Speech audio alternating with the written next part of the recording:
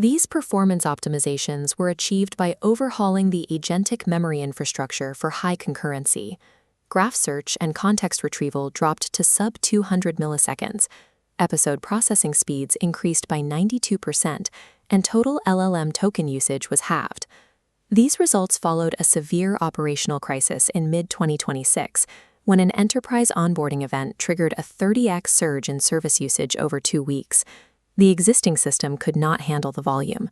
Retrieval latency spiked from under 200 milliseconds to over 2 full seconds, while episodic processing stalled, taking a full minute per payload. As the infrastructure struggled, it triggered cascading HTTP 429 rate limit errors from LLM providers, causing inference costs to reach 5 times their original provisioned capacity. Reversing this decline required a transition to a decoupled bitemporal architecture, designed to manage high-volume concurrency through a strict separation of database concerns. Standard retrieval augmented generation and traditional GraphRag pipelines rely on batch processing static documents into fixed entity clusters. These models struggle with autonomous agents because they lack a native mechanism to track how relationships and facts change over a continuous timeline. Graphiti was developed as an open-source framework to solve this by building and querying temporally aware knowledge graphs. It utilizes episodic ingestion, treating incoming data, whether it's a chat transcript or a CRM record, as a discrete chronologically stamped event. To prevent AI hallucinations during long-running tasks, the system treats memory as a living chronological ledger rather than a static document store.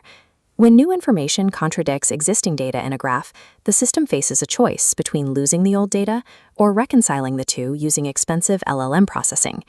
Consider an agent tracking employment history. Instead of legacy systems overwriting past records, Graphiti uses temporal edge invalidation. It preserves the original 2023 relationship by appending an invalid at timestamp, while simultaneously generating a new 2025 edge. This prevents any permanent loss of historical data. This creates an unbroken chronological map, allowing the agent to answer point-in-time queries without confusing past and present facts.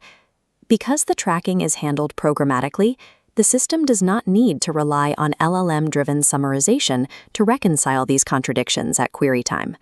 The result is a pristine historical audit trail that avoids the need for destructive overwrites or complete graph recomputations. A massive inefficiency in graph construction is using LLMs to determine if similar strings, like Company A and Corp A, represent the same entity. At enterprise scale, this reliance on LLMs leads to high token costs, increased latency, and variable accuracy based on model temperature.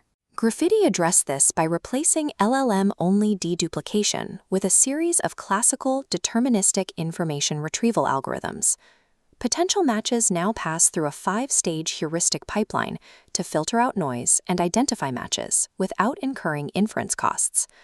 Stages 1 and 2 use Shannon entropy to score information density and TF-IDF to identify exact or near-exact textual matches.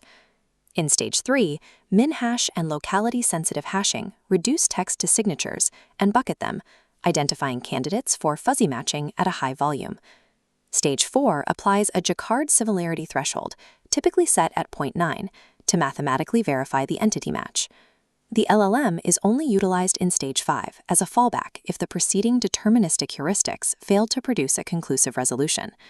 Shifting the workload away from the LLM is what allowed the system to achieve its 50% reduction in token usage. Replacing probabilistic evaluation with deterministic math lowered system variance and removed the need for retry loops during large-scale graph construction. The Model Context Protocol provides a universal communication layer, allowing diverse AI agents to connect to external data stores using a single standard. For Graphiti, this meant any MCP-capable client could autonomously query the temporal graph directly from its prompt interface. This connectivity also exposed a high-severity vulnerability, CVE 2026-32247, which stemmed from how the system handled dynamic query generation. An attacker could use prompt injection to trick an LLM into calling the search nodes tool with a malicious string hidden in the entity types argument. Because this variable was mapped directly to internal search filters, the malicious input could bypass standard authentication checks. Databases like Neo4j and FalcorDB were vulnerable because the system used string interpolation to build the final cipher query, allowing the attacker's command to execute. KuzuDB was unaffected because its integration used parameterized label handling, which treats inputs as data rather than executable code. This incident proved that when bridging unpredictable LLMs with backend databases, strict parameterization is an absolute, non-negotiable requirement for security. While bitemporal models and heuristic pipelines improved efficiency, they didn't fully resolve the 30x scale crisis until the physical infrastructure was reevaluated. The initial performance collapse was driven by compute starvation, caused by treating the graph database as a monolithic engine for all search operations. One database was concurrently processing dense vector embeddings, full-text indices, and complex graph traversals. The solution was physically partitioning these tasks. Vector and BM25 searches moved to a dedicated retrieval service, leaving the core graph database to focus exclusively on relationship traversal logic. Engineers also identified a secondary bottleneck in the Python-based LLM gateway, which faced memory leak vulnerabilities and high overhead. The proxy was rewritten in Go, using its efficient concurrency model to handle massive request volumes and implement intelligent queuing to absorb burst traffic. This separation of concerns, decoupling the search layers from the relationship layers, is what enabled the system to return to sub-second latency at scale.